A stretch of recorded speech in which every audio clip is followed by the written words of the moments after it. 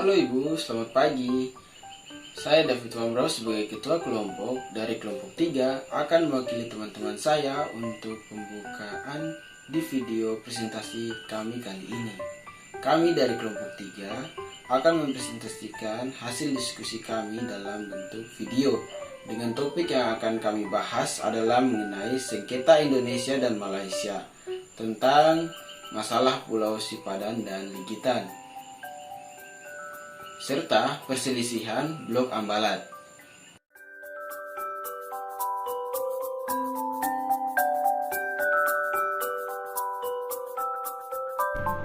Perkenalkan, nama saya Gloria Sremanyar Ayomi, Nuku 16 kelas 11 IPA 1. Di sini saya akan menjelaskan mengenai poin A, yaitu menguraikan kronologi terjadinya persengketaan baik yang bersangkutan dengan Pulau Sipadan dan juga Pulau Ligitan.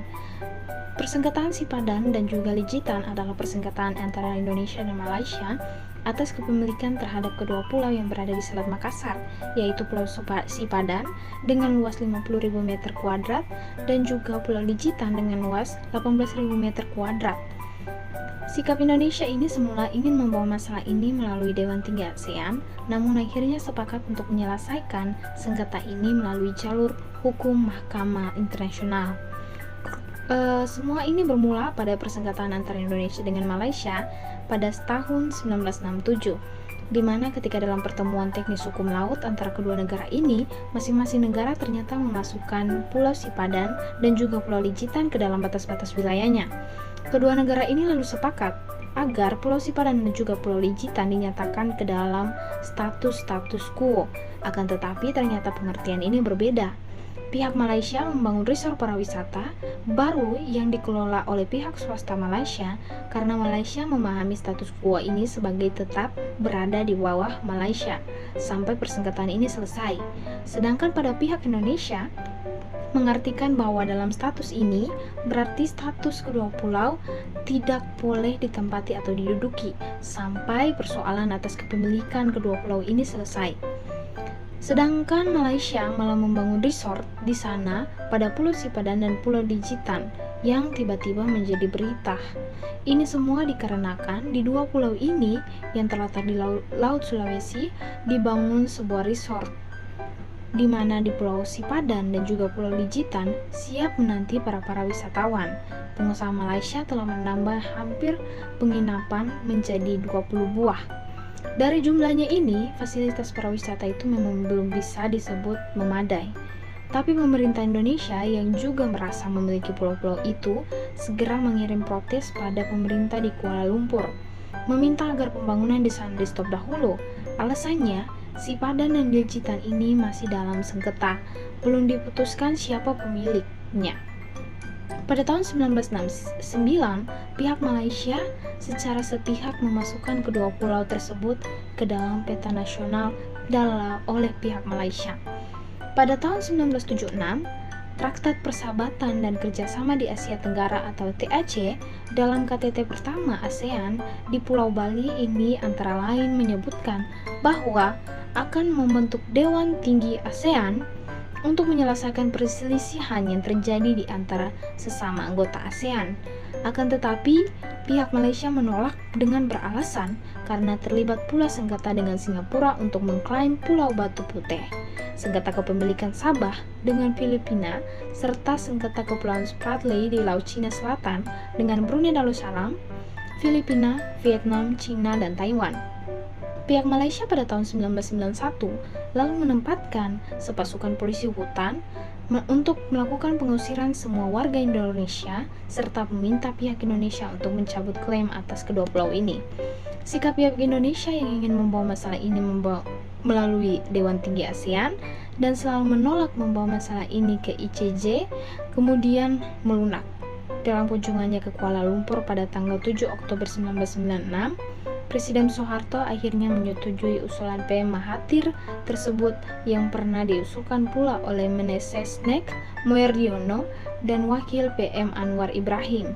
Dibuatkan kesepakatan final and binding.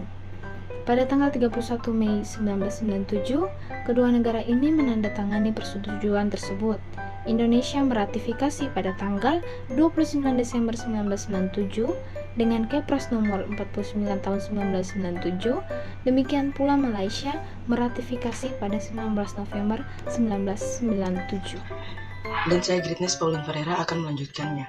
Keputusan Mahkamah Internasional. Pada tahun 1998, masalah sengketa sipadan dan ligitan dibawa ke ICJ.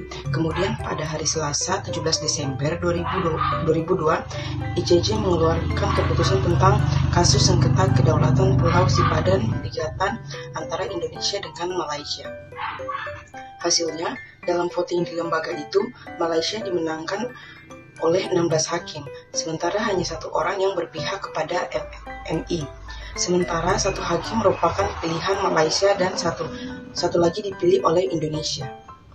Kemenangan Malaysia oleh karena berdasarkan pertimbangan efektiviti atau tanpa memutuskan pada pertanyaan dari perairan teritorial dan batas-batas maritim, yaitu pemerintah Inggris atau penjajah Malaysia telah melakukan tindakan administratif secara nyata berupa penerbitan ordonansi perlindungan satwa burung, pungutan pajak terhadap pengumpulan telur penyu sejak 1930, dan operasi mercusuar sejak 1960-an.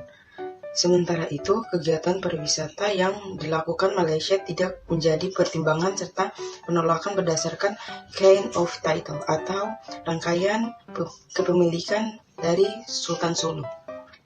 Akan tetapi gagal dalam menentukan batas di perbatasan laut antara Malaysia dan Indonesia di Selat Makassar. Ambalat adalah blok laut luas mencakup 15.235 km persegi yang terletak di Laut Sulawesi atau Selat Makassar dan berada di dekat perpanjangan perbatasan darat antara Sabah Malaysia dan Kalimantan Timur Indonesia. Penanaman blok laut ini didasarkan atas kepentingan eksplorasi kekayaan laut dan bawah laut, khususnya dalam bidang pertambangan minyak.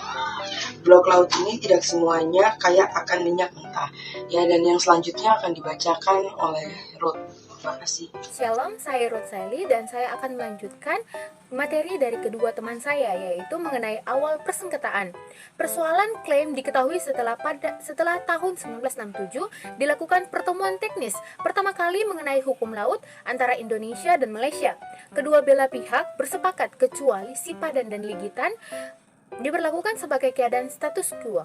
Pada tanggal 27 Oktober 1969 dilakukan penandatanganan perjanjian antara Indonesia dan Malaysia yang disebut sebagai Perjanjian Tapal Batas Kontinental Indonesia dan Malaysia.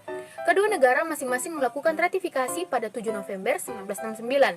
Tak lama berselang dan masih pada tahun 1969, Malaysia membuat peta baru yang memasukkan Pulau Sipadan, Ligitan, dan Batu Putih atau Pedra Blanca. Tentunya hal ini membingungkan Indonesia dan Singapura, dan pada akhirnya Indonesia maupun Singapura tidak mengakui peta baru Malaysia tersebut.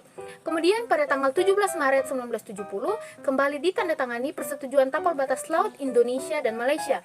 Akan tetapi pada tahun 1979 pihak Malaysia membuat lagi peta baru mengenai tapal batas kontinental dan maritim dengan secara sepihak membuat perbatasan maritimnya sendiri dengan memasukkan blok maritim Ambalat ke dalam wilayahnya, yaitu dengan memasukkan koordinat 4 derajat 10 arah utara melewati Pulau Sebatik. Indonesia memprotes menyatakan tidak mengakui klaim itu, merujuk pada perjanjian tapal batas kontinental Indonesia dan Malaysia tahun 1969 dan persetujuan tapal batas laut Indonesia dan Malaysia tahun 1970.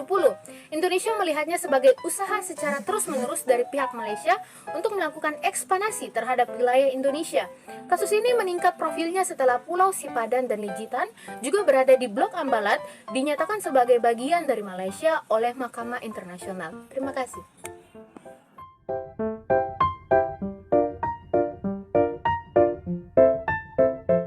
Selamat pagi Ibu, saya Adelia Madelina Priani Daeng. Untuk 1, saya akan menjelaskan poin B dengan soal apakah persengketaan tersebut dapat mengancam keutuhan wilayah negara kita?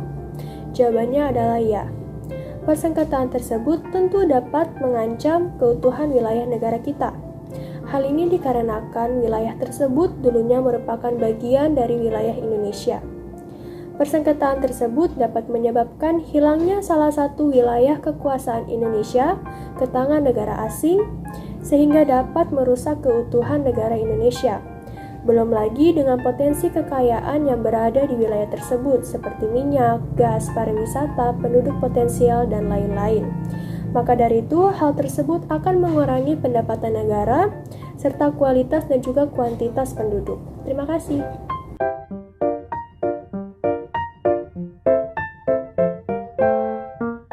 Selamat pagi Bu Guru, saya Cenan Gilstor Mintalangi, Nuk 7, kelas 11 IPA 1 akan menjelaskan tugas kelompok saya yakni poin C. Apa saja yang dilakukan pemerintah dalam menghadapi persengketaan tersebut, bagaimana hasilnya? Jawaban saya yakni rincian hal-hal yang dilakukan Indonesia dan Malaysia dalam menyelesaikan sengketa Pulau Sipadan dan Legitan, mengadakan perjanjian dengan Malaysia yang hasilnya adalah sama-sama menetapkan status quo atas Sipadan dan Legitan. Indonesia berusaha membawa konflik ini agar diselesaikan di Dewan Tinggi ASEAN, namun selalu ditolak Malaysia. Indonesia dan Malaysia sepakat membawa sengketa ini ke ICJ atau Mahkamah Internasional dengan mendatangi dokumen per tanggal 31 Mei 1997. Terima kasih Bu. Jawaban selanjutnya akan diselesaikan oleh teman saya. Adapun hasil dari ICJ adalah memenangkan Malaysia sebagai pemilik sah Pulau Sipadan dan Legitan. Dari 17 hakim di ICJ, hanya satu saja yang memenangkan Indonesia, sebab memang bukti kepemilikan Malaysia lebih kuat. Dasar kepemilikan Malaysia adalah semua wilayah suksesi dari Inggris. Adapun Sipadan dan Legitan di masa lalu adalah wilayah jajahan Inggris dan bahkan mereka menarik pajak di wilayah tersebut. Sementara suksesor Indonesia yakni Belanda bukan penguasa atas kedua pulau ini, sehingga Indonesia tidak berhak lagi mewarisi Sipadan dan Legitan sebagai bagian dari wilayah teritorial negara Republik Indonesia.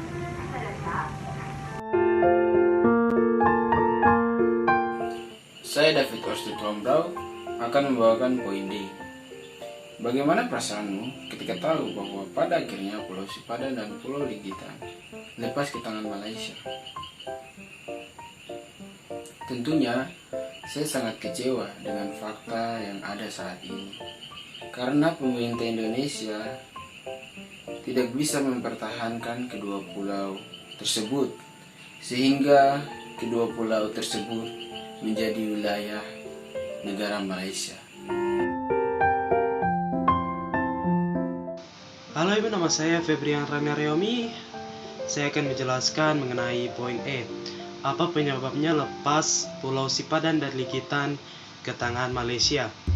Jawabannya adalah kurangnya perhatian pemerintah terhadap dua pulau tersebut, sehingga Indonesia kalah dalam sidang memperebutkan Pulau Sipadan dan Legitan ke Malaysia. Malaysia juga telah melakukan tanda dan merawat pulau tersebut dibandingkan negara Indonesia.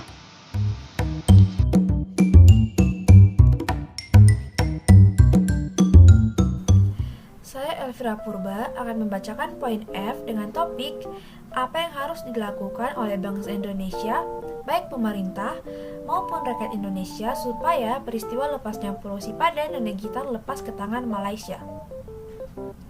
Hal yang dilakukan oleh pemerintah Indonesia salah satunya dilakukan oleh Mahkamah Internasional dengan memberikan keputusan, yaitu dengan memberikan kekuasaan Pulau Sipadan dan Legitan ke negara Malaysia atas dasar pengendalian efektif atau effective occupation yang dilakukan oleh Malaysia atas wilayah itu.